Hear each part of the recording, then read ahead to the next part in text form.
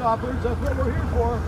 They came to the police station looking for what they say is justice, to make a citizen's arrest of officers for enforcing vaccine mandates and other COVID-19 restrictions. We could all start to call 911. Instead, 3 protesters themselves were arrested. The province's Special Investigations Unit is looking into possible injuries suffered by one of them, but says the man isn't helping. Get that sign out of here right now. Another was just arrested for allegedly assaulting a counter-protester. I don't know what they thought was going to happen. The city's mayor couldn't hide her disdain. It seems to be that they live in a world of delusion mixed with a world of entitlement. This event was inspired by a QAnon conspiracy theorist, Romana Didulo, who calls herself the Queen of Canada and has thousands of online followers. She was in Peterborough as part of a cross-country promotional tour. This expert in extreme violence says the movement is anti-government in nature and should be taken seriously.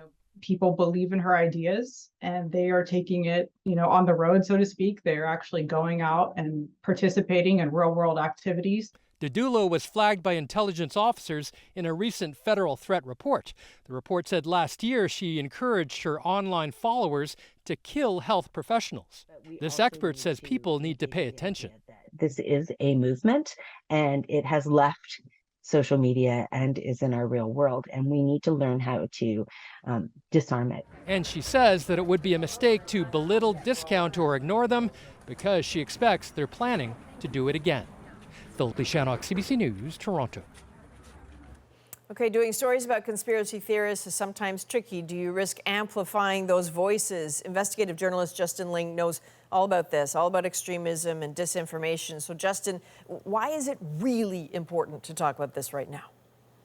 I mean, it's critically important. I mean, as you just saw in Peterborough, there's an entire class of people in this country who have functionally disconnected, who have retreated into their own little world, who have stopped recognizing the authority of the police, of the municipal, provincial, federal government, who think that they have said the right magic words and now get to dictate their own laws, get to decide what laws to follow, get to decide who gets to administer those laws. I mean, these folks fundamentally believe that they have opted out of the society we all live in. And they're not the only ones. There are other movements afoot. There are other groups, there are other organizations out there who genuinely believe that they have the keys to the castle, that they get to decide what laws they have to follow. And there's a real danger behind that. Okay, put this in some perspective for me if you can. Fringe movement, but how dangerous?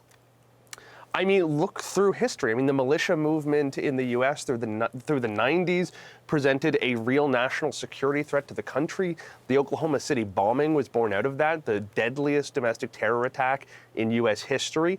There have been repeated instances throughout the U.S. and Canada over the last 30 years where you've had people who have gone off the grid, who have stockpiled weapons, who have tried to declare sovereignty from the rest of us and who have posed a threat in doing so.